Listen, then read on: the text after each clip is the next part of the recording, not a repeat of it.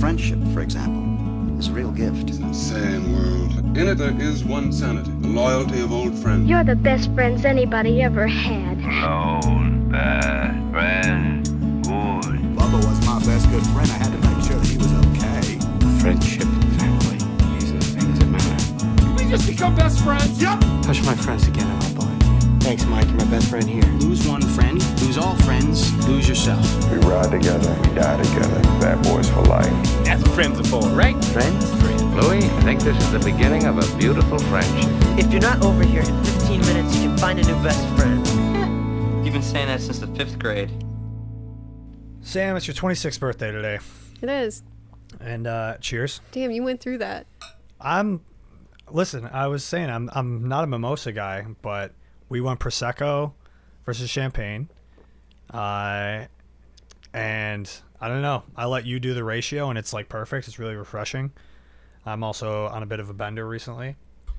And yeah, this is a good time. And you're my first returned guest on the pod. It's been... And that's my gift to you for your birthday. 14 months since the last one. Wow. Good at math, huh? I did the research. Yeah, nice. We did it August 11th, or like the first week of August. Why do you remember that so specifically? The podcast really just because it was right after the gathering. Right. The gathering of the Juggalos, yes. To remind the listeners at home. That's fun. And then you moved to Austin. And then I did that. What did you move to Austin? Last September. Okay, so a year in the new city. Mm-hmm. How's it been? So far, so good. Definitely 6 months of struggle of I have no money. Yep. I got fired from my job immediately. That sucks. Yeah, just I moved into that apartment, had no furniture outside of the living room, floor mattress living, worked at a different shitty restaurant for too long, but I made it through that. And every time people asked you how you were doing, you said, living the dream. Yep. Yeah. I would always say, I'm ye and my haw. There you go. Nice. The Texas version of living the dream. And the haw was ye and me. Yeah, there you go. Do you feel 26? No. Oh. 22? You still feel 22? Yeah. I don't know about you. Did someone write a song about that? Yeah. That's crazy. Yeah.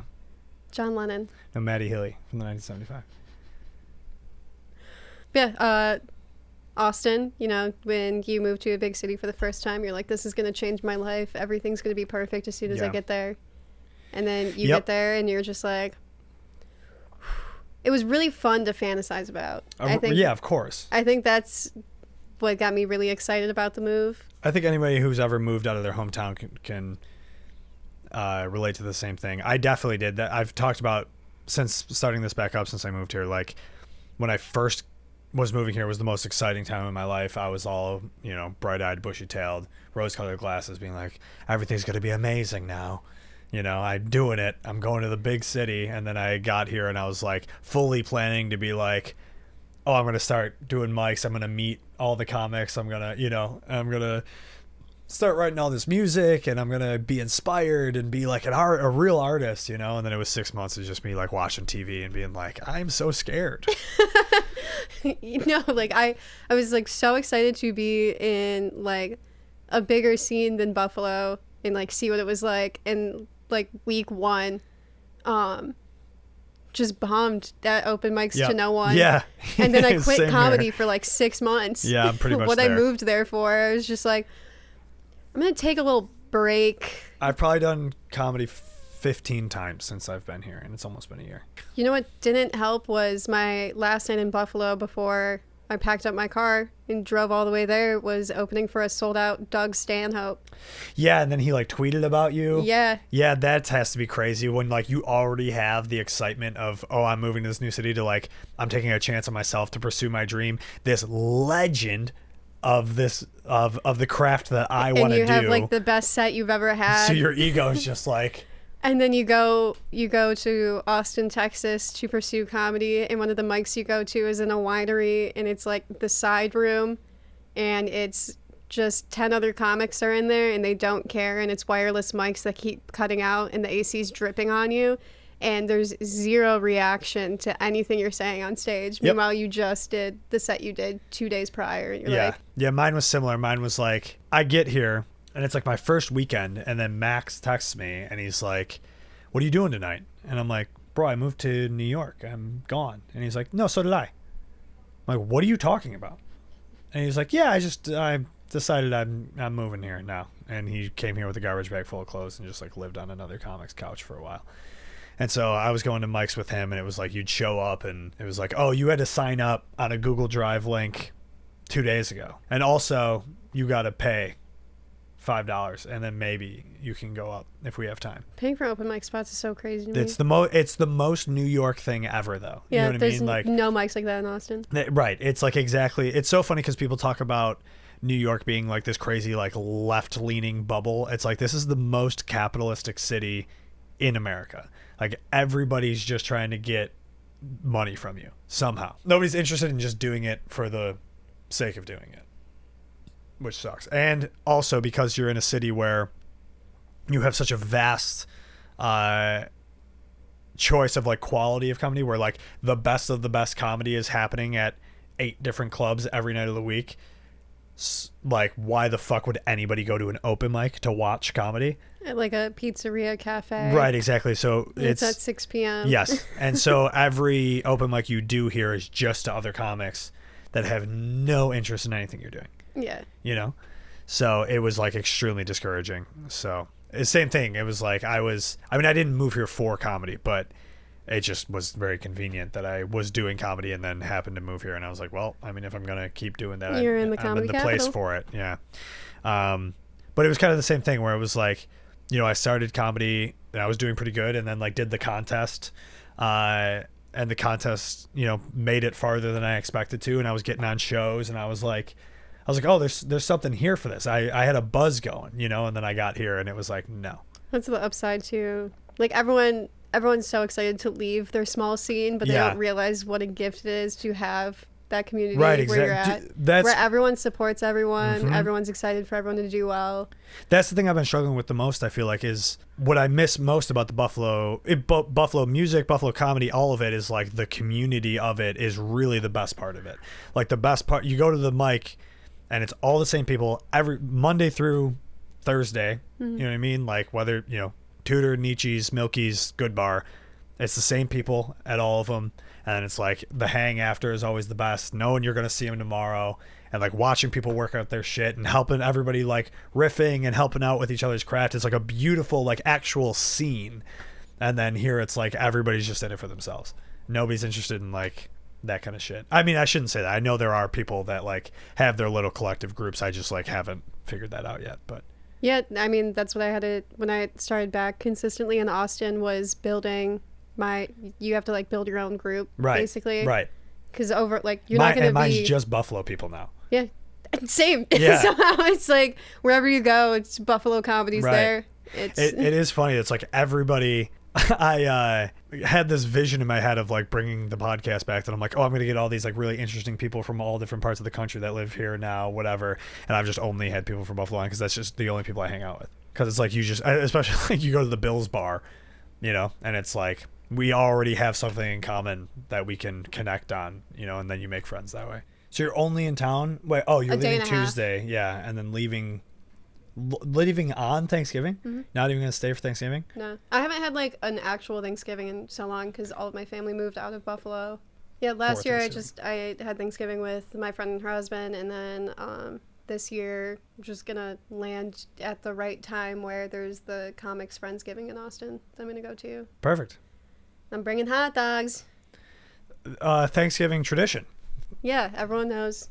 Some people do butter lambs. I do hot dogs. Why'd you choose Austin, and what was it that wanted to make you get out of Buffalo? Well, I worked for Helium for so long, and I mean, I was like managing at the end there, and so like they were offering me like opportunities to move. Like I think Philly was the main one, but I just didn't want to deal with winter anymore.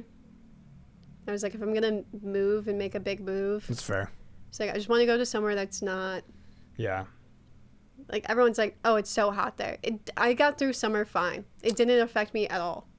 Like, it's like, yeah, it's 110, but like... I was there on tour in June in a van that didn't have AC, and it's hot. It's pretty miserable. Yeah. But no winter.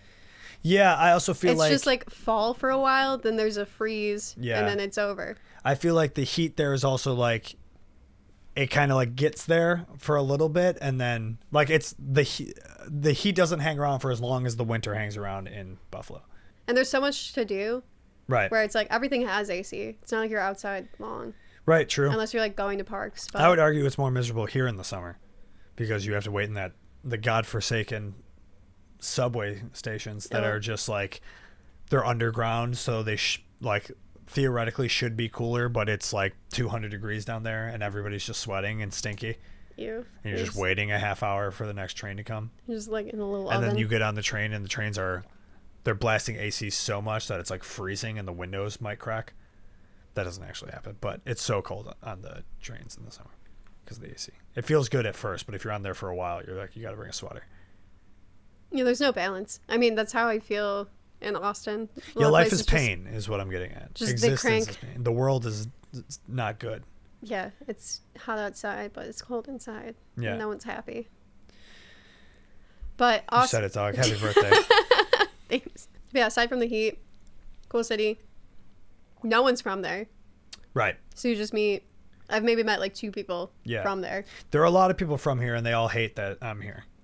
Yeah. Yeah. They're all really mad at me. Fuck them. Yeah. I was talking to a person who I had a mutual friend with after a show the other night, and we were just shooting the shit. And I'm like, where you live in New York? And she's like, Park Slope. And I'm like, cool. I'm like, I've been to Park Slope a couple times. Seems all right. And she's like, no, it doesn't. It sucks. And I was like, oh, okay, my bad. And she's like, where are you from? And I was like, well, I live in Williamsburg. And she's like, oh, you're from Williamsburg, like before it was gentrified. And I was like, no, I'm not from Williamsburg. I live in Williamsburg. She's like, I thought we were saying where we were from. I'm like, never asked that.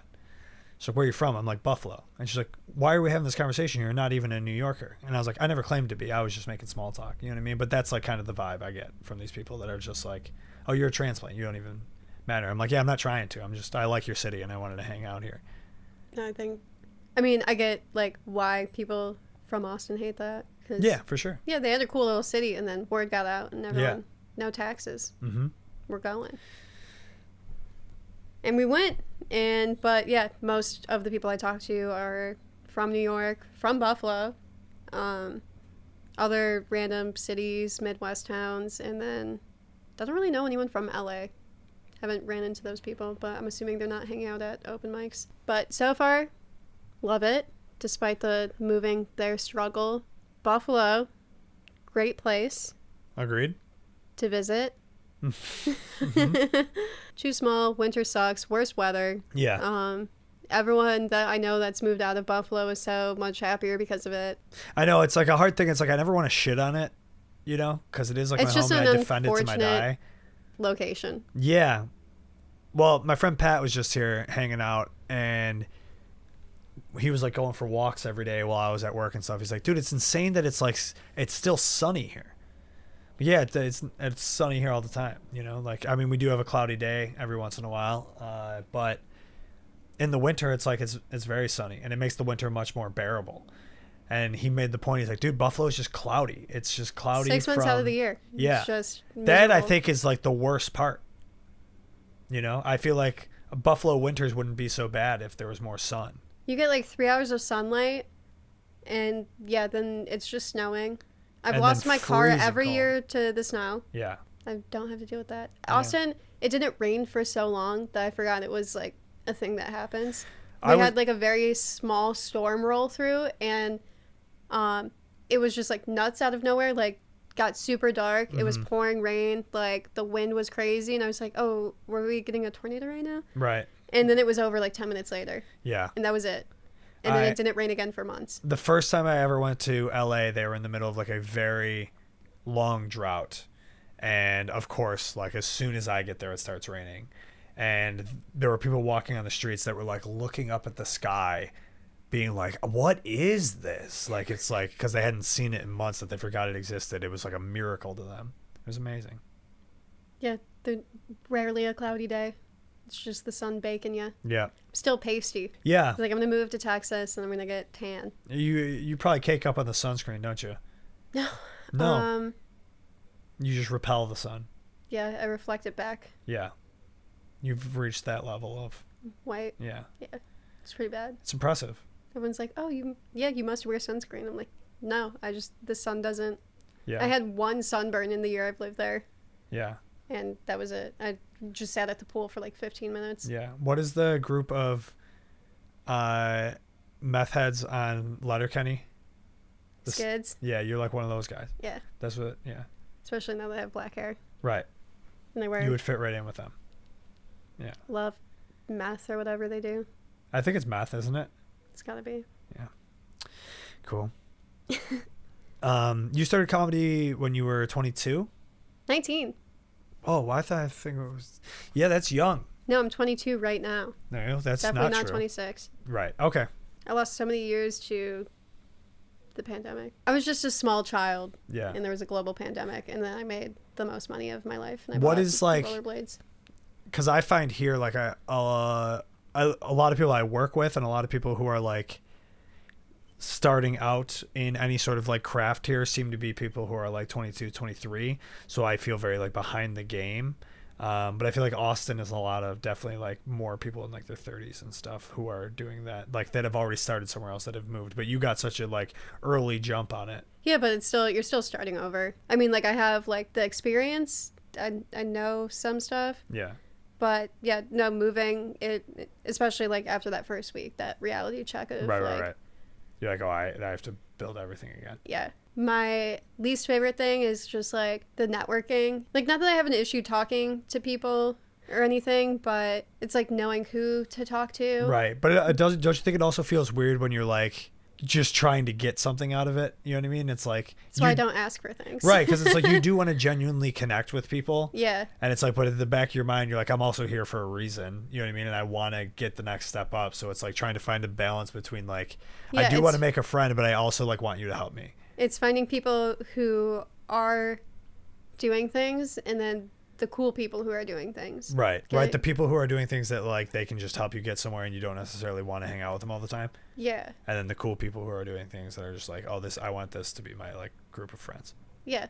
There's no one I really don't like, or like there's people that suck, but there's like people I know, like we're just in different places or like into different things. Like we wouldn't get along really, where I'm not going to try to force those friendships. Sure. Just for the sake of like, oh, I get to do a spot maybe. Yeah, I feel that. I've been struggling here with like finding my people who I like really connect with, you know, and who are like interested in the same kind of things and have similar outlooks. So similarly, like, I don't know, I kind of decided this year to like just kind of take a step back from a lot of my creative stuff and just like try to ground myself in the new city, you know, and try to just like make genuine connections with people that I can have like make solid friends here.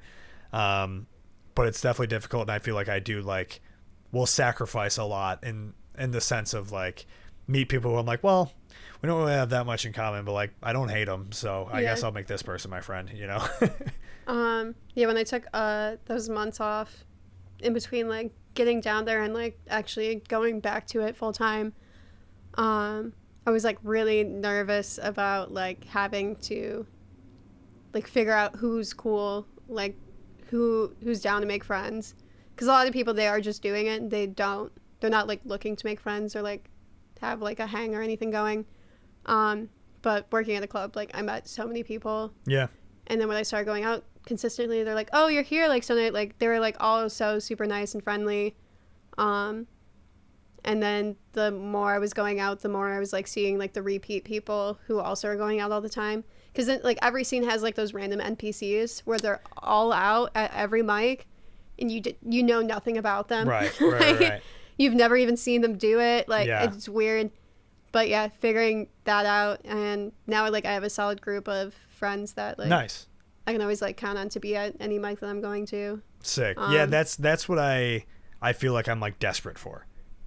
That helped me a bunch. Yeah. Because going back into it, if I didn't have that like immediately, I would have probably just stopped again. That's what I think has been super helpful about Deech moving here, is because like I get along with him so well. We're basically the same person, and as much as we argue about the dumbest things in the world, but we have a very similar like trajectory of life of like being pop punk vocalists turned Ingram Micro employee turned stand-up comedian who left Buffalo.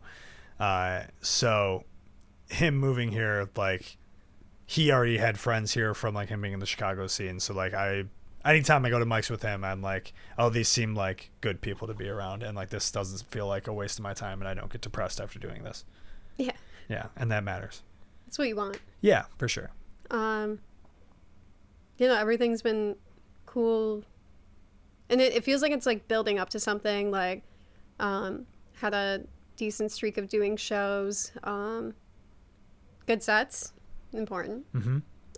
Meeting people. Yeah, they're cool. And a couple of like noteworthy things, like you got on Kill Tony twice. That was all back in February, though. Yeah, but still, while you're down there, two huge things that like every comic wants to do, whether they admit it or not. And then going up at the Mothership twice now. I did an actual show, and I've been on the open mic like 7 times. Oh, okay. So one show and then a couple of the mics. The way they space it out is like no one really gets on it. Yeah. Like back to back. There's always like a 3-week period in between. There was a wild night where I had picked up a shift at my one job, and I didn't text anyone to sign me up at the mic or anything, and I had people text me asking me to sign them up at mics, and I was like, I'm working.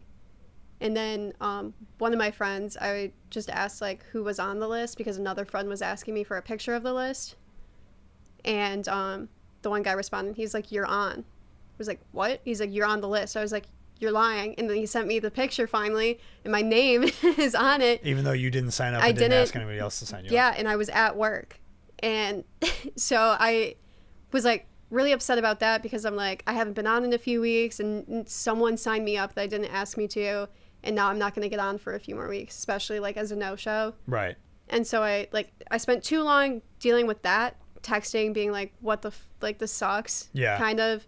Annoyed about it, and then I went over to my one manager, and I like explained the situation to her, and she gave like one of those like corny movie speeches, and she was just like, do you want to be a waitress your entire life, or do you want to be a comedian? Let's go. And then she just like immediately like transferred all my tables. She said, go crush, whatever, get out of here. That's sick. And yeah, I was like, shout out the corny movie speech manager. I thought you were gonna go in the opposite direction, that she was gonna be like, we need you to take waitressing seriously. No, it was like the sickest moment in my life where it was like Remember the Titans. Like brought a tear to my eye. Yeah. It's just like you're sprinting in slow motion to the club. It's not like even something that like matters that much, but yeah, her reaction being that sick in the moment, I was like, yeah, this isn't gonna change my life or anything. But but like you don't. I feel like the more important aspect of that was like you don't want to no show the mic, and then like, because it's already a mic that's so hard to get on, you know, like what is the process of getting on the mic at the Mothership? You I don't even know the actual numbers. They do it Sunday night and Monday night, and minimum there has to be like 100 people signing up every night. It's probably way more. So how do you sign up though? You have to like show up there? List goes out at 5:30. There's a giant line, and then they take the list back at 6.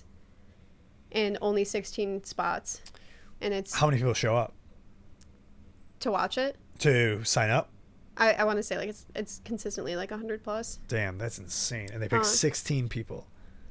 And is it random? Yeah, for the most part. But if you, I mean, obviously, if you go and they see you do well, they'll remember that. So if they see your name again, they're like, all right, let's put them on that. I think that's pretty much like the process. Yeah. But yeah, so I left work, and I don't work far from there, and I was like texting my friends to like tell the door guys I'm coming from work, but they're thinking I'm coming from the comedy club job where it's like 30 minutes away, not my other job that's 5 minutes away. Yeah. So they gave my spot away, and I get there and I was like, I'm here, like whatever, and they gave my spot to a friend. And they were like, well, we'll go ask him, like someone took your spot, we'll go see if they're willing to give it back to you. And at that time I just thought it was someone random. So I was just like, oh, please don't be a piece of shit. Yeah. And then I just watched my friend who had been trying to get up there for a while. He said it didn't matter, but I felt really bad because Wait, he gave it up? He gave it back. Damn. Because it was one of my 3 comedy friends, but he took the spot because they thought I was coming from Cap, which is very far. And then asked him to give it back, and he did. Yeah. But Good friend. He walked. But that does suck. He always looks pissed off, so when he walked out, I thought he was like pissed off, but Yeah. that's just how he looks. Yeah. And then I like apologized after the fact. He's like, I literally don't. It's an open mic. It's like it's a cool room to do, but yeah. like. Has he gotten on it since? Yeah. Then all is fair. Yeah. Yeah. But I was just like, yeah, go like. All of that happening, getting there for them to be like, we gave your spot away. I was like, Yeah. how the fuck I told you guys I was on the way? But they didn't know where I was coming from. Damn. And it was cool. It was a good set. I don't do like the random open mics anymore. I only do the open mics that are at the clubs. Right. Because anything else, it's just you either have to get there an hour early to sign up, or you're waiting like 3 hours to do a spot to no one. Yeah, as far as I know, all the open mics here at like the actual clubs are like $10 to sign up. And you also have to get there like mad early. No. Mothership's no pay. You just go and sign up. Yeah, God, and New York's so annoying with that shit. It's a good balance of like go up, show up mics and the weekly sign ups online. So you can like plan ahead, sign up. But even those are still like lottery. Like you can sign up and they don't post the list for like a few days. Yeah. But I don't. And I work those nights typically, so Right. I can only do like the midnight mics and. If I get on Mothership or Cap City mic. And that's it. So, not a ton of stage time. Yeah, but I don't know. Stuff. Some of the stuff that you have, though, has been like pretty noteworthy. And again, I think it's something that like a lot of comics would want. I just feel like I'm finally like getting to the point where like the ball's rolling after a year of being there and figuring it out. Yeah. So, hopefully, like this upcoming year, if I just keep staying consistent. Yeah. I'll get more and do more. It's just more so now going back to writing, which is right. Because in Buffalo, you get all of the stage time every night. Yeah. And going up in front of the same people, you don't want to do the same stuff all of the time. That's what, yeah, I relate to that hard. That's like living in Buffalo made me want to, because I just was like, you know, it's all the same comics hearing me do the same jokes. Like after doing the same jokes, like even just 2 weeks in a row of like 4 mics for 2 weeks, like, I'm like, I need to write something new.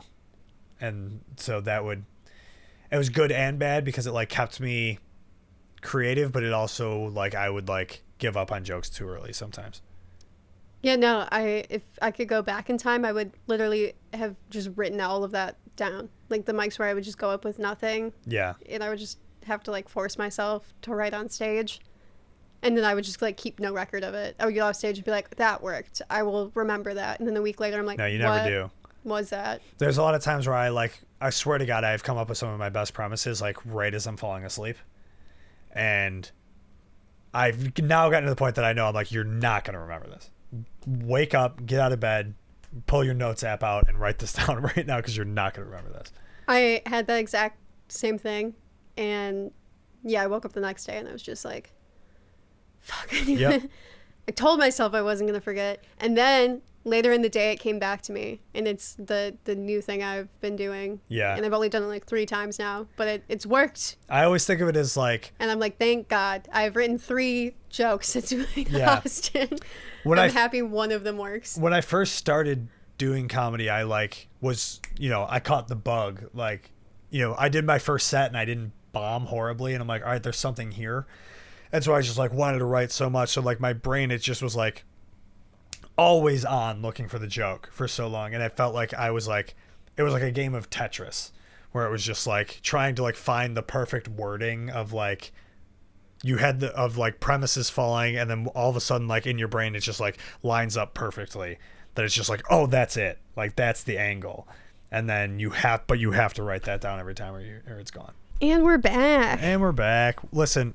All right, so we were drinking mimosas for Sam's birthday, and then we drank all of the Prosecco. Immediately. Yeah, it was so delicious. I make too good of a mimosa. And now you have a 24-ounce Twisted Tea half and half. Mm-hmm. And I got myself a nice, refreshing mango chainsaw liquid death. That's what they're naming them now? Yeah, all their names are like really aggressive. It's just really aggressive water. But it's not my birthday, and I've been drinking way too much this week. So I needed a break, but it is your birthday, and I, all the power to you, you know? Oh, all 3 things were like $10, so. Not bad. Yeah, it was probably $5. Decent. Listen, New York is expensive, but you just have to put in a little bit of effort and you can find cheap spots. Yeah, I mean, overall, nothing's been crazy. That bagel spot this morning, though, was $7 orange juice. That's what I'm saying. Maybe that's why the mimosa was so good. It was made with... Maybe it was the orange juice, yeah. It's fresh what squeezed, is that orange organic. juice? Oh, is that what it is? Yeah. Yeah, maybe that's what made it so good. $7 for that bottle. You should spend more on the orange juice than you should on the Prosecco. Yeah. Yeah. The Prosecco bottle was $15. It's the orange juice that matters. Maybe that's what we just learned. Quality ingredients, better mimosas. Papa Sam's. Not bad. I'm calling you Papa Sam for the rest of my life now. Not even the weekend, just forever. No, the rest of my life. Papa Sam. They're going to be at my funeral in a few weeks, and you're just be like, Papa Sam? In a few weeks? No. I don't want to Nah. I actually don't want to manifest that. Things are pretty okay. Yeah. No, they seem okay. So, I don't know. I have this whole idea with age. There's a lot of, like, age connected to ego that I struggle with personally. Again, I feel like I just got, like, a late start on a lot of things in my life. It took me a while to, like, figure a lot of things out. So, especially in New York, where, like, I feel like every mic I go to, comics are, like, younger than me. And at my job, everybody who's doing my job is younger than me. It's a very much a city that like young people dominate here. And it's like very driven people who like at however old they are, 21, 22, like know what they want. And I'm just like not used to that. And that makes me like insecure, you know? So I'm jealous of you for the fact that like at 19 you were like, I'm gonna go do stand-up even though I'm not allowed in any of the places that you do them. Outside of music, there was like nothing I really identified with. And then I went to school. I wanted to be a doctor. Did you have like good grades in school? I don't mean to say that like I mean like I didn't have. I don't think you're a dumb person at all. I see you as a person who like would be like fuck school. No, I wasn't a bad student. I wasn't like stellar. But I did that, and then that was around the time I was starting to do stand-up, and it was like I was missing classes constantly, but it was the highest my GPA had ever been. I was like, none of this matters. What made you want to start doing stand-up? I was really into it before, like going, like when I started going to college and all that, I started listening to like podcasts. And I got like really into Duncan Trussell's podcast. And there was like a few others I would listen to here and there. And then I also really love John Mulaney. And then I started listening to a lot of the New York guys. Like if they had albums on Spotify or if they had specials out on YouTube or something. Dude, I miss comedy albums being put out. I feel like that ended like with the Netflix special. And now it's just like, and then that Netflix special created the YouTube special. And I feel like people need to start putting out live comedy albums on Spotify. Because in the same way that you could put out the YouTube special, like you could just take that audio, split it into tracks, and also put it through like a distributing website on your own, like independently, and have it on Spotify. And people can listen to it while they're driving, just like they do with podcasts. Yeah. Nate Bargatze's The Raised by a Magician. Yeah. I love that one. And that one, like, there's not a video version of that. It's just the album. Yeah. Same thing with Tom Segura's first special. I wrote for a few months before I even like went to my first open mic, just because I thought it was like fun. So yeah, I went to Rochester and the first mic like went pretty good, and then I went back a few more times, and then ended up just doing one in Buffalo right before I went to Chicago for Riot Fest that year. They did like a local documentary of the Buffalo comedy scene. Oh, really? Cool. I'll have to look up the name after. It's really good. It has like a few of the people you probably know on it. But just about how like Buffalo is such a miserable town. Yeah. And that's why it has such a good comedy scene. We were having this conversation yesterday about this weird dichotomy that I don't even know if that's the right word, but it sounds smart, so I'm going to go with it, that exists of like the pain and versus laughter thing, like why comics are all fucking seem to be like emotionally broken pieces of shit. And then also I was listening to the B&E and with Jordan podcast, and one of the comics on there was the one who brought up the theory that because we're the only species on Earth that laughs, and we're also the only species on Earth that is like aware of our mortality. And he's like, and thinks those things are connected. And I'm like, that's dark, but it makes sense. Yeah. The sadder the town, the bigger the laughs. Right. Like it kind of goes off the idea of like existence is pain, so you might as well joke about it to cope with it, you know? And that's why I think why people get so annoyed by people trying to like police what you can joke about. People get mad just if you make jokes about specific topics. Like, even though if the joke you're making is not actually like supporting an offensive stance, like just because you're making light of a serious topic, people get upset. But it's like, but that's what this is. Yeah. Like, and that maybe comedy's just not for you. It is my goal to start posting clips, and everyone's just like, just be aware, like, don't read the comments. Right. But after getting on Kill Tony twice, I made a point to read every single comment about me, and they all made me laugh. Like, were people trashing you?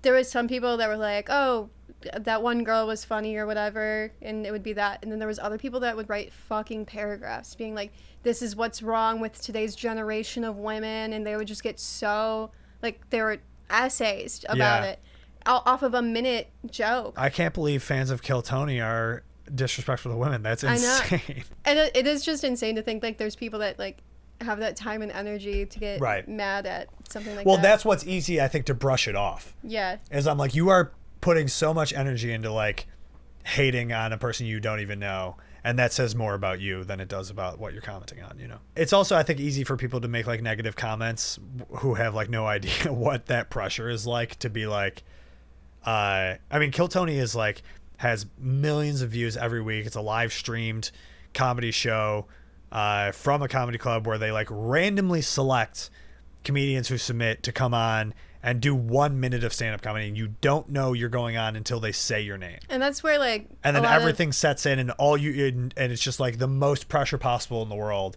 And then you have to just get through a minute, and then they're going to interview you. The fans of the show that do watch it regularly, I don't think consider the fact that there's a lot of the same people every week signing up, and they don't get picked. Yeah. And so it leaves your mind after a while when your routine is week after week. You're just going and you're sitting and waiting. Right, because you're used to not getting picked. Yeah, and you're like, well, I'm going to make the best of this. Yeah. When they moved it to Mothership, and now we have to wait at Shakespeare's, they said like there's a group of comics that play poker every week. They just sit at the pool table and play poker. Right, and then if they get called, they have to like get up and go. And now, they're worrying about what their hand was, and now they have to go do a minute of stand-up for 1 million people online. I got really lucky the week after, because I woke up the next day after that first one, and my first thought was, how do I delete the most popular comedy podcast off the internet? Because the interview went so bad. And then the next week, they were going to pull one last comic after that, and they pulled this dude that was dressed as like an Elvis impersonator. Okay. And he just went up there and he just like shit on the venue, shit on Tony, like spent his whole minute, not a single joke, just like a speech. And then Tony tried saying something and he talked over him. He just was like, get the fuck off stage. Yeah. But since he was supposed to be the last guy, a bunch of comics had started leaving. So Tony had to go back to the bucket to get one more person. And but a bunch of people had left. He pulled like 3 names of people who had already left, and then he was like, Samantha Minney. Yeah, this was like the best like beginning and end of a redemption arc, where the minute wasn't as good, but Roseanne was the guest and she really carried it. Like, she loved me. It felt like a fever dream. I was just up there and I was just like, because the joke I did was about like a crazy ex-boyfriend. Yeah. And so we just talked about how like crazy dick is the best dick. Nice. That was the whole interview. You have all these negative comments, was dude, like, fuck you, Roseanne Barr said I was funny. Like, that trumps everything. But then, for lack of a better term. So it was just a wild coincidence that I got on back-to-back weeks. But then, a lot of people were like, I can't believe Tony's trying to make Sam Minney happen. Like, how? There's no way she was pulled 2 weeks in a row by coincidence. And I was just like, he doesn't like me. Yeah. He doesn't know me. There's like, it literally just came down to chance. And I'm so happy it worked out that way, because the first one I was like really upset about. And the second one, I was just like, that was better in a way. So, damn, that's fucking wild that, you get your redemption arc that fast. A few months ago, I got on the Mothership mic. It wasn't like super new, but it was like a new joke that segued into like an older joke I've been doing. I hadn't yet worked out the wording of how I wanted to start it out. And I was like, well, when I get on stage, it'll just click. Like, whatever feels natural. Worst mistake. And then I got up there and I stuttered so hard and I kept like restarting the sentence. Like there was like 3 attempts where I just kept fumbling the words. Mm-hmm. And then I had to hit them with the old 180. And I was like, starting over now. And then it was like, it was fine, but it was one of those moments where I was like, do you, like, when you do stand-up, do you have like your internal monologue? Yeah, that you're trying to like shut the fuck up. Yeah. Yeah. So I had that so bad in my head during that set where I was like, all right, let's do this. And I fucked up. And then I said it flawlessly. Like the rest of the set went fine. But the whole time in my head, I was like, you stupid, dumb bitch. Yeah.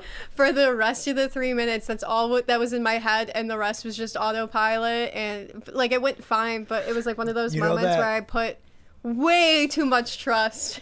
You know that episode of SpongeBob where he forgets his name? And like they're going through his brain and it's like a bunch of little SpongeBobs in his brain. They're like, we don't have his name, we throw out his name. Like that's what's going on every time I do stand up. Dying and breathing. Yeah. That's what I'm trying to do stand up, and like something throws me off. Somebody says something and I have to now like switch. I'm like trying so hard to be focused on whatever I'm doing, and now I have to switch and my brain is just like, all bets are off, dude. Good luck. Like sometimes I just freak out. Yeah. Cause I mean I have like diagnosed anxiety as well, and a lot of people, like when I've gone to therapy and they're like, but you're like a performer, like how do you perform when you're like scared of everything? And I'm like, to me it's just like the ultimate challenge that like I just like, if I can do this I can do anything else. But does it ever like conflate with your like performing, or is it all usually just like external? So for me, mine is like very physical panic attacks. Like they're just like out of nowhere. There's nothing that like specifically triggers them or anything? Not really. There's things that will make it worse, like if I don't like get enough sleep, or like if I haven't eaten in a while. Do you think drinking makes it worse, or do you think drinking doesn't help with my overall anxiety? Like the anxiety I feel like is way worse because of it. It doesn't always trigger a panic attack though. I just always like feel on edge the next day. Right. Yeah, it started, I want to say, in 2021, and it was like just a random night. I like woke up, and I always like linked it back to like I never like got diagnosed with a concussion, but like that night, it was like during a Bills game. Okay. I was getting rowdy. Sure. Landed on my head. Okay. And then I woke up that night, had my first ever panic attack. I thought I was like having a heart attack because I had never had a full-blown panic attack like that. And it wasn't even like the worst panic attack I've had. But it was like concerning enough where I was like, after like 30 minutes, I was fine again, like was able to go back to sleep. And then it was just like months of random panic attacks. And there was like one, because it was like affecting my job I was working at the time. And I sat down with one of the managers and we were like just talking about it. And like went all the way back and it was like, well, that was the first night it happened. And I was like, I landed on my head. He's like, you probably had like a mild concussion that you didn't treat at all. So I always pinned it on that. It was just, months of like random panic attacks. And then I would be fine for a while and then it would start back up again. And then when I moved to Austin, it was like super bad, like almost daily. And for me, like my panic attacks aren't like mental. Like I'm not like worrying about anything. I'm not like, there's nothing I'm thinking about, but it will be like I'm driving or maybe I'm like doing absolutely nothing. And out of nowhere, like heart starts racing. If it's a really bad one, I get the crab hands and like my stomach tightens. It's like really weird, like physical sensations where you're like, oh, I'm definitely probably dying. Interesting. So it's a full just like body physical reaction at random I can times. sit there and like rationalize what's happening, but since my body's already freaking out, and then my thoughts are like, maybe it's not a panic attack this time, like, you know, like. Right. Like for me, like when I get anxiety attacks, there's always like a precursor. Like there's always like I feel it like sneak in and start to show up, and then I try to like battle it as best as I can to get it to stop, but then sometimes it just wins. Is there anything like that where like things like slowly start and you're like, oh, this is starting to happen, or do you just kind of start to just get hit? There typically is like warning signs. My face will tingle, like my lips will like twitch. Like I feel it in the face first, And then like the stomach feeling where it just like, it kind of feels like a can that's just like getting crumpled. And yeah, if I'm not stopping it by then it will spiral to the point where it's like all of my muscles lock up, and it's a very weird. So if you're like at work and this starts happening, what do you do? I have an emotional support ice pack. Okay. For my vagus nerve. But yeah, when I had my first actual bad one last summer, I had never had one to like that level, and ended up going to the hospital over it because I was fully thought I was dying. And what did they have to say? They just were like, it was a panic attack, and I was sent you on your way. Yeah. And then my doctor called and was You're like Tony Soprano. Hey, we heard this happen. I was like, oh man, people are talking about it. It was really embarrassing. It was like in a pharmacy. Yeah. I just thought I was like dehydrated or something. So I like stopped to pick up a Gatorade. And as soon as I like walked through the doors, I got really bad tunnel vision. Oh. And I was like trying to power through, but it got to a point where like it felt like I was moving in slow motion. And I like couldn't like needlepoint vision, like couldn't see anything. And I turned the corner and I saw an employee, and I just like, I stopped them and I was like, I think you're going to need to call 911. And they were like, what? Then I just like collapsed. I was just like, damn. Yeah. I had to like sit down. And it was the first panic attack that I ever had that was like at that level. Yeah. Where, yeah. Cause I didn't even like notice, cause like the crab hands and like muscle cramps are like from hyperventilating. But I wasn't aware that I was doing it. It didn't feel like I was doing it, but if that's what I was told causes that. But I just remember like sitting on the ground, and I was like scared to call my mom because I didn't want to be like, Mom, I'm dying. Right.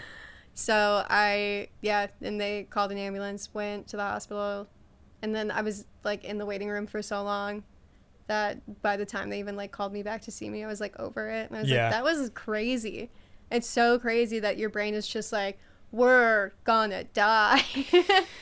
Because I had, it wasn't like horrible anxiety in high school, but I had anxiety where like sometimes if I was walking, it felt like I couldn't move my legs. Anxiety. Okay. It was like really like, it felt like there was like a rubber band around my legs. Yeah. So if I had like high anxiety that day, like walking down like the hall of school, like it just like felt weird. And then after, like, I didn't have that for years. And then, then I landed on my head that one day and then had a panic attack. And then it was just, like, months of all of the time. And then when I moved, I think it was just, like, the stress of moving and knowing I had, like, no one around to, like, go to if that were to happen. Right, of course, yeah. That made it, like, so much worse. Because it was, like, almost... So there is still some sort of, like, mental... Yeah. Trigger to it, I suppose. Yeah, I also had like really bad health. Like, I had the panic attacks, but then when I moved, I also like around that time was also having like really weird bad health anxiety. Yeah. Meaning what? Just like I was always convinced that I was dying, and I think it was just because I was having panic attacks all the time. Yeah. So now you're like traumatized of. Where I was just like trying to rationalize it, where I was like, maybe I have this, or it's like a thyroid issue, or like trying to think like. If there was just... Were you seeking out like medical care and stuff to try to like get to the bottom of it? Well, I had blood work done maybe 6 months into having panic attacks to see if it was like a thyroid issue, and it wasn't. Like my blood work came back fine. Yeah. Like everything was fine. And yeah, so moving, it was just like, I know there's like nothing physically wrong with me. So, but like in my mind, I was just like, it has to be like some random weird like underlying health condition that's like triggering this, like, because I feel fine mentally. And so yeah, anything that felt slightly weird, which again was just anxiety again. Like it was just like, oh, my anxiety is causing my anxiety. That's great. That's what's happening. No, there is always something deeper. And so yeah, it was like months of that, and then I finally got to a point where I was just so busy like with work, and like I had like distractions. Like I was dating some guy, had work, and then I was still like doing comedy like once a week. I wasn't doing it every single night. where it kind of like left my mind, and I was doing fine for a while. And then in January, I started taking CBD regularly, which helped a lot. Oh, actually. Yeah, because when my doctor called me after I went to the hospital that one time, also don't want to take like medication for it. But Why? I just like don't want to. I don't know. It's like a weird thing where I'm like, I don't. I get it. Because I also know like the curious. withdrawals, Yeah. but also like you're just sacrificing other parts of you to cover up something. Like things aren't as enjoyable, you know, like you kind of like lose like enthusiasm. Sure. Have you been medicated before? No, I've just had so many friends be medicated, and that's always like their experience where they're like, I don't feel anything anymore. They're like, I don't feel scared, but I don't feel joy. I don't feel like everything is just like muted. Yeah, to that's cover kind up of one aspect of. I definitely think there's levels to it depending on what you're on. I don't know. I was on Lexapro for a while, and it was great at first, but I got to a point where I feel like it definitely plateaued. And I don't think it like necessarily was like negatively impacting my life, but it felt like my like the spectrum of emotions I could feel definitely felt a little bit narrowed. It wasn't taking anything away, but it also wasn't like letting you fully experience. Yeah, that's kind of that was how I felt, and that's why I chose to get off of it. But sometimes I think it's like that's definitely a rational reason to avoid it, but I think sometimes it depends on, you know, if the condition's that bad, you know what I mean? Like you should take that over. What they ended up giving me was just like a strong Benadryl to take if I felt like a panic attack coming on. Yeah. And it just chills you out completely. Right. So it just makes you like too sleepy to freak out. So the CBD was helping? Yeah, I took CBD for like 6 months, and in my mind I was like, Were you taking it every day or just like when you felt you needed it? When I started taking it for like the first few months, it was every day. Okay. I would just wake up and I would just like take a 50 milligram dropper. And then I was getting to a point where it had been so long without like even anxiety, where I was like, oh, I'll just take as needed. And then I would take it if it was like a high stress day. Sure. And then I stopped taking it, which was a mistake, maybe. I don't know. I can always just start it back whenever, but right. It's expensive. Yeah. You get like a little bottle. It's like $70. It lasts like a month. Oh, and damn! like, really? Yeah. So how has it been like as of recently? So in August, so I went maybe like, I want to say from January to August, I maybe only had like one panic attack in that time. Okay. And then in August, I had like one that was like on the same level as the one that I went to the hospital over while driving to work.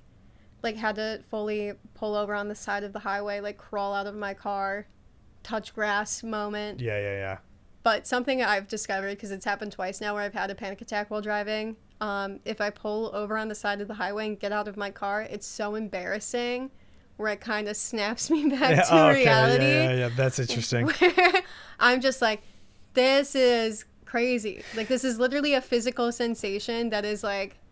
winning. Yeah. Yeah, I've had moments like that where almost like the embarrassment of it is enough for me to like power back. And that's why I've never had a panic attack on stage. I've been anxious about shows, but in a way like a person would normally be anxious. Right, in a very, And I was trying to describe not this a disorder to a friend because she had the same question. She's like, you literally like have an anxiety disorder, but you do stand up. Like how? Right, that's a thing. But it's like two different feelings where like the anxiety before a show, it's like that feeling you would get like as a kid before like you go on like a field trip or something. Yeah. Where it's like excitement but nervous. Yeah.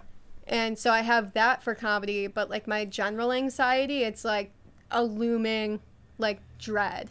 That's just like something and that is going to happen. And it's not connected to anything. And it like, I don't feel it in the same way I would do with comedy. It's just like something's wrong, but there's nothing to pin it on. It's just like a general feeling of dread. And the panic attacks like don't even fully come from that. Like I'll have the anxiety feeling separately, and then the panic attacks are just like a very random occasion where I don't even really fully know what causes it. Yeah. But it always is like at the worst fucking times when I'm driving is the worst. But when I moved, it would just like be constant. Like I would wake up and like maybe an hour later, like out of nowhere, like heart's racing, like feel like I can't breathe. My anxiety was definitely way up when I first moved here, and still definitely gets that way every once in a while here. And I've also noticed, like, I'm curious too, because obviously you drink, we drink together, we have a good time, but I'm curious on how that plays a role in it, because I've noticed, as I was saying before, like I've just had friends visiting and like going to a lot of shows over the last week, so I've just like happened to be drinking every night for like a week now. And the one thing I noticed last night is that like my self-talk gets like way more negative when I'm drinking regularly, and that leads to more anxiety for me. It's rare now that I have that. When I was living in Buffalo, like I drank all of the time. Like if it wasn't like post-work drinks or comedy, like even at home I would just like drink at home. But it's also like seasonal depression, general depression. Sure. If I was like drunk and hungover all the time, that's when I felt like I was the most negative, where it was like the talking me off, jumping off the ledge type talk, where it's just jumping like, you on the ledge, or talking you on the ledge, not off of it. Yeah. Well, off in the other direction. Sure. Either way, you're getting off it. But yeah, that was like the worst. Was living in Buffalo and drinking all the time. In Austin, I like just wake up and I'm like, I probably spent too much money last night. That's like the most. But like then I just have like the anxiety that people get. Yeah, I get that a lot here, mainly because as I was saying before, like I just don't have a lot of like solid friendships yet. I've got a couple that like, like if me and Deech go out drinking, I'm not the next morning anxious like, oh man, what did I piss off Deech, but it happens when like it's with like newer people that I'm like trying to build connections with, and then we get drunk and I the night gets blurry, and the next morning I'm like, oh no, my biggest thing is like, did I ask for a job?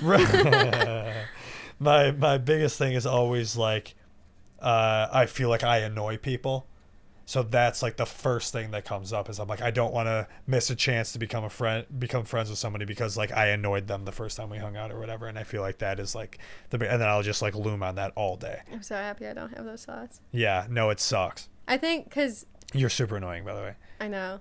Sober. Because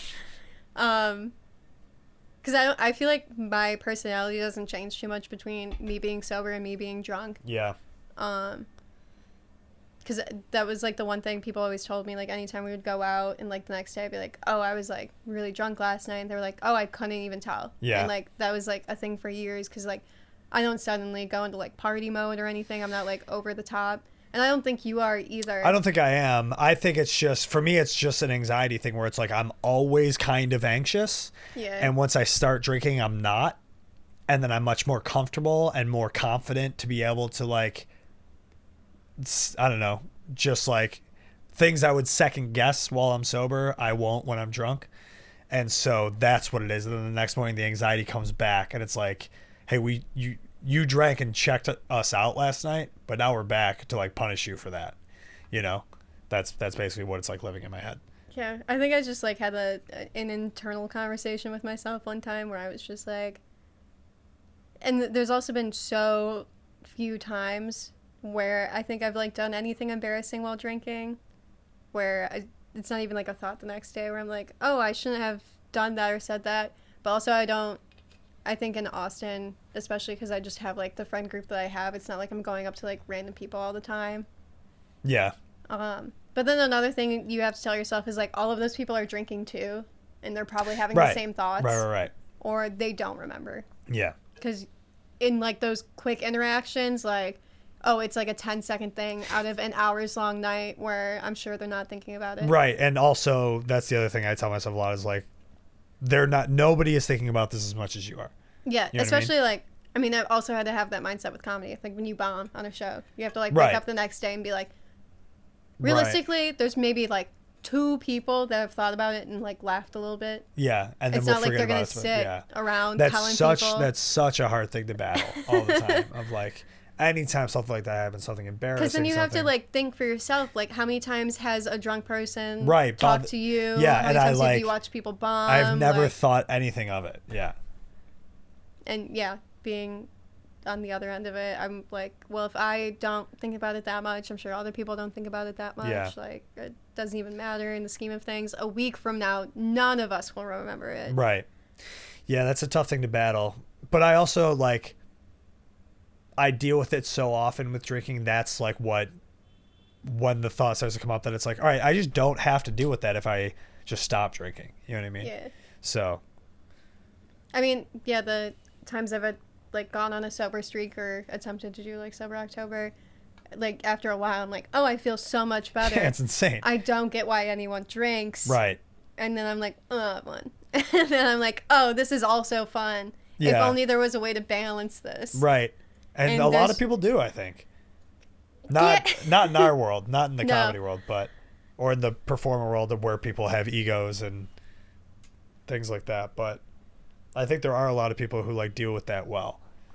And I'm not one of them. I stick with the marijuana for that reason, and which I know probably makes no sense being like a very anxious person. But I almost feel that because I'm like way more aware of what's going on when I'm stoned, that I am even less likely to embarrass myself. I can only smoke if I've like been drinking. Yeah. Which is not what happens when you smoke weed? Just anxiety, extreme anxiety? Yeah. Yeah. I smoked like from middle school through high school, and then like my first semester of college, it just like caused an existential tangent in myself where I was just like, oh man, I'm gonna have to do stuff for the rest of my life, and it's probably not gonna work out at all. It's gonna be really hard. And then I'll just die. Yeah. That is, I mean. And that was like every time I smoked weed after that, and then I finally like gave it up. And last summer was the first time where I was smoking regularly, but it was only if I was like already drinking. Yeah. Because then I just like, it was like a good high. Right. Because a lot of people in Austin that don't drink do only smoke weed. Right. And they're like, oh, do you want some? And I was like, do you want to have a really bad night? Do you want me to ruin this hangout? Yeah. Yeah, but again, that's probably something that just like you experience internally. They're like nobody else is like, it's like you're fine, dude.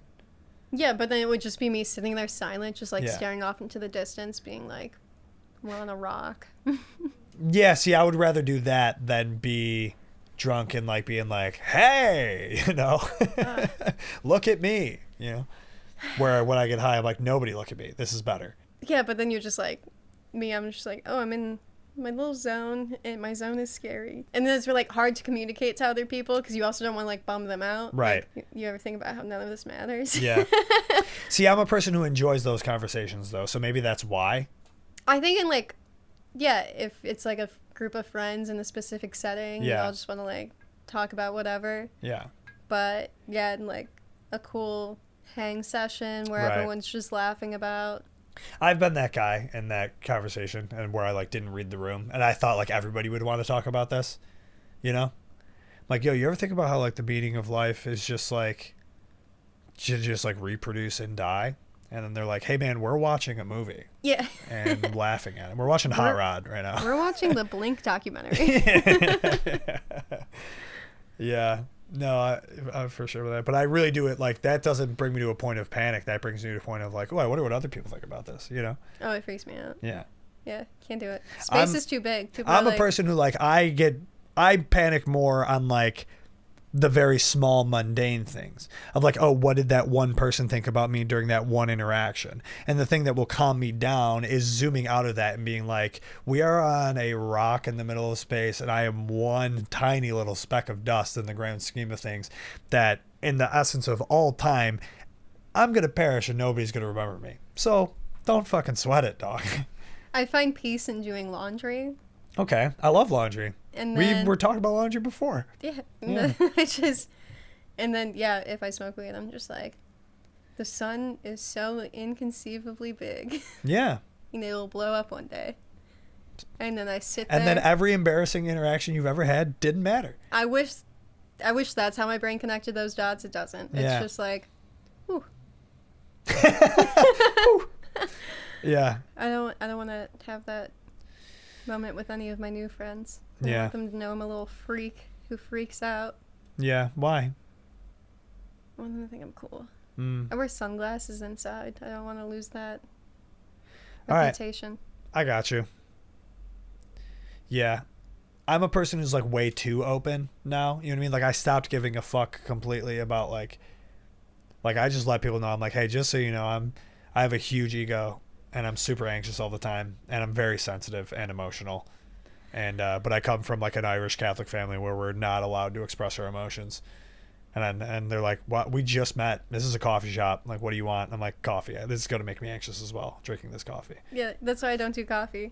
I love coffee. Yeah, I get decaf lattes as a treat every once in a while. I've gotten so good at understanding just like my tolerance with everything because I have to navigate my entire life around my anxiety that it's like, okay, I can't have coffee until I've at least like, if it's a regular day during the week and I get up at 8, like I can't have coffee till like noon. I have to drink a bunch of water, get myself fully hydrated and like ease into the day first. And then I use the coffee to just like give me a jolt of energy towards the end. But I'm so hydrated that, because my theory is that the anxiousness with the caffeine is because of dehydration. And it is. Yeah. Yeah. I don't know if that, I said in my theory, I think that is scientifically what's happening. Yeah. So that's why I just drink a shitload of water so that when you drink the coffee, you just get the energy and you don't like, I don't get jittery. I don't start freaking out. Same thing with weed. Like I have a low tolerance for everything. Mm-hmm. Low tolerance for caffeine, low tolerance for THC, low tolerance for alcohol. So it's just like, I know if I'm going to go out drinking, I'm going to drink a liquid IV and I'm going to eat a big meal beforehand, you know, if I know that I'm like going out to have a time rather than just going out for a couple beers. Yeah. Because it's like, if I don't, I'm fucked. And then same thing with weed. Like I'm like a 5 milligram edible guy, you know, I am like roll a joint, take 2 hits and put it out, you know, like I know exactly where my levels are for everything to like get to where I need to without freaking out. And that's what it's all about. Knowing your limit. Pre panic attacks, I was able to do nitro brews with espresso shots in them. I was a little psycho. Yo, that with is my like caffeine you're consumption. a demon. Yeah. Yeah. Because yeah, for the longest time, like caffeine would actually like do caffeine-y things for me, where I would just like be awake and like feel fine. And yeah, after all of that started, I would have like a sip of a coffee, and I would get like immediate heart palpitations, like spiraling. Like there's like the trifecta. Like if I don't sleep enough, if I don't eat something recently, or if I'm dehydrated, any one of those things will lead to like a worse panic attack than it could be. Yeah. But if I hit all three, oh boy, strap in. Yeah.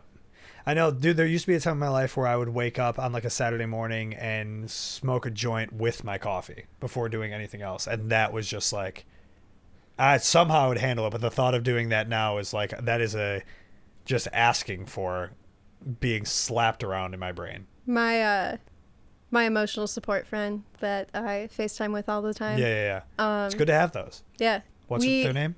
Erin. Yeah, shout out Erin. Shout out Erin, best friend, love her.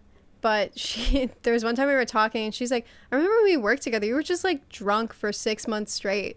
And it was when I was working at the club, and then I had a breakfast hotel restaurant job. So I was running off naps and drinking for 6 months. Yeah. And it didn't affect me in the slightest. Like there was like, your early 20s are crazy. It felt like a superpower where I would wake up at 6 a.m., get ready to be there, and like my end time always changed, but for the most part, like say 7 or 8 a.m. I had to be there. And then I was there until like 3 p.m. And then I had enough time to go home and take like an hour-long nap and then go to Helium, where I would work from like 5 or 6 to midnight or 1 a.m. And then we would go out after, and then the bars would close at 4. Right. And if I made it into last call, I would take another nap. And then go work your breakfast job. And yeah, I was running off of no sleep, drinking the entire time. And caffeine. Water, who is she? Yeah. Caffeine. And I was fine. Yeah, that's insane to me. I would be dead after like a day of that. I'm struggling now, and all I have done is go to concerts and maybe had a couple beers. But you do it for a week at 28, and my body's like shutting down. Falls apart. Yeah. Yeah, even the nights where I do like manage to keep it to like not a crazy amount, but like going from what I was doing, what I consider like not a crazy amount. I'm like, oh, I only had like 4 White Claws and 3 shots. Like, why am I fucked up? Don't drink as much, but since I'm not drinking as much, like your tolerance goes down. And right. So what I would consider like average is, still more than it should be. Yeah. but still feels like not a crazy night, especially like spanning over. Typically, if I go out to do like stand-up things, if I go out at like 10 and I'm out until like 2, I don't know. It doesn't feel like a lot for that time frame. I don't know. Right now, I'm considering the 2024 sober. I did 8 months once, and then the pandemic started, and I was like, I can't fucking do this shit sober. I made it 8 days into sober October. Okay. It's 8 days then, most people probably. Yeah. Well, I was trying to like build up like a support group. Yeah. And there was a few people on board, and then a few people that just were like, sober October is gay. And I was just like, oh man. Oh, well, what also sucks. So my dad is 19 years sober, and for like ever since I turned 21, like once a year he would reach out and just be like, are you ready for the conversation? You know, like how alcoholism is hereditary, and you're obviously right need that talk. And I would always just be like, early 20s, like I'm fine. Yeah, it's fine. And I think, I mean, I don't know. It's hard to make a blanket statement like that, but I think that is fair. Like, I feel like early 20s, you know what I mean? Unless you're like, there's a line for sure, but I think it's definitely more forgiving. Yeah, I'm doing a lot better in Austin with it for the most part. Yeah. I had like my phases, and then there was like the quick reality check where I was like, ooh, this feels too much like when I was back in Buffalo. That's not the... Right, yeah, and then you can have that. I think that is like the key to like probably battling that. Like, you know that the alcoholism runs in your family, and you've had your phases where that demon's been on your shoulder, you know what I mean? And it's like... Which the older you get, the more you realize like my grandma always had like an anxiety disorder. She's doing better now, but like growing up, like she would drink a lot, and if she wasn't drinking, she was anxious. Right. And it was like, it made sense in my mind. It was like, yeah. No, we all that's are what just everyone's doing. And our grandparents, yeah, where you think like your parents are adults, and then one day you hit a certain age and you're like, they were just people just the entire time, trying their best to just get through life. Yeah. Yeah, that's a crazy realization. To like spend a lot of your, and I'm not a person who has like bad relationship with my parents or like anything like that. Like, my parents and I get along, but like they're still human beings that had flaws, you know? And there were like things of my life I look back on that would like make me angry about like that I didn't have a certain type of relationship with my parents. And it's like, then you get to a point, it's like, yeah, dude, because they were in their 20s and they were just... How old were your parents when they had you?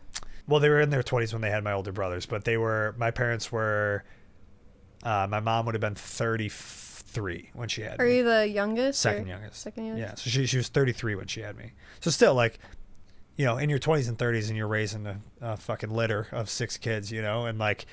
Yeah, they committed. They popped y'all out. The Irish Catholics, you know? We might not be the most emotionally vulnerable and emotionally intelligent people, but... we be pushing out life. Yeah, my parents were both 22 when I was born. Yeah. And they had only been dating for like 6 months. And then I just existed. Here you are. 26 years later. How you feel? Great. I think you're doing great, dude. Finally. Yeah. I never thought you weren't doing great, but we were talking about this last night. We've been friends for a really long time. 8 years? Yeah, is that what we determined? 8 years? And we've never like... I don't know. Like, I've never thought about, like, when I think about, like, my close friends, you never come up, but it's like, but we've kind of... me and I'm the word. Yeah. No. I'm so mad that you're here. No. But it's like, every time you're one of those friends that's just like, we just flow in and out of each other's lives. And every time we do, it's fantastic, I think. So. Yeah, we're into all of the same stuff, but do our own thing. Right. And then we cross paths and we're like, yeah, these are underrated friendships, I think, that people have. They're the backbone. Yeah. Of friendships, though. Totally. Yeah. Like everyone, if I had to like look at like all of my best friends, there's like 3 of them that I have known for over a decade now, where we don't talk every day. Yeah. But when I do see them or talk to them, I'm like so excited. Yeah. I'm so like hyped on what they're doing, and I'm at that point now where it's like I get like emotional, like running into you the other day and like catching up and stuff. I was like, look at you in New York City. Doing the thing. It's awesome. Out here. Yeah. And I'm in Austin. Right. Doing the thing. We made it out. Yeah. No, it's fun. And so I get super stoked on that. And then, now building new friendships. And yeah. and those will have their ebbs and flows, and just surrendering to the universe is very and like letting it do its thing. And yeah, I have like my my main group of people, and anyone that I've like kept in consistent contact with, or even people I just talked to like here and there since moving, like would die for them. Yeah. And then anyone else, I'm just like, right, fuck them. Who are you? But yeah, and then in Austin, I've been like trying to have that quality of friendship with people. Yeah, I'm getting there. Where as it's well. like you got to be a cool person. Right, it's just trying to find people who are genuine. Yeah. Is really what it's all about, and people who just like are not driven by some sort of like dark. I've never done well with like surface level friendships. No, me neither. I can't. Yeah. Because then after a while, you're just like sitting there staring at each other, and it's like. Yeah, and that's why I think I get to a point now where I'm like so open with people like right off the bat, because I'm just like, let's get to it. You know what I mean? If you're fucking with this, you're fucking with this, and if not, then we're not wasting our time here. You know what I mean? Like, and I'm fine with like the acquaintances. You know what I mean? And being like, hey man, what's up? You know? Yeah, I'll grab a drink, whatever. But like, I'm not gonna put effort into a relationship with, and I mean relationship broadly, just like for any sort of people in your life. If it's not like, you know, we accepting each other for who we are and like digging beneath the surface and like actually forming a true bond with each other, you know? Yeah. Yeah. I mean, it's how I end up in relationships. What do you mean? Like the last guy I dated, it was like day one where we hung out for the first time, and it was all just very like surface level conversation. Yeah. And then we hit a point where we're like, and then we trauma dumped back and forth. And I was like, go. We're going to get married, right? Yeah, Sam, that's a horrible reason to get into a relationship. So just so you know. You know this already. Yeah, no, we're past that point. Yeah. That was the last one. Now I'm just... We're running out of daylight here. We've been talking for almost 4 hours. We fully did a Joe Rogan. We Roganed it. I'm going to edit this down to an hour, so it's going to be fine. But cool. I'm just looking at the screen, and I'm like, you're not going to be able to see our faces soon because it's 5 p.m. and it's November. And I could have turned the lights on at any point, but what's the point? We've talked to this. Sam, thanks for coming on. Yeah. Happy birthday. Thank you. Well, now it's 5 o'clock. We could go to the bar or something. Yeah. That sucks everyone where we're going.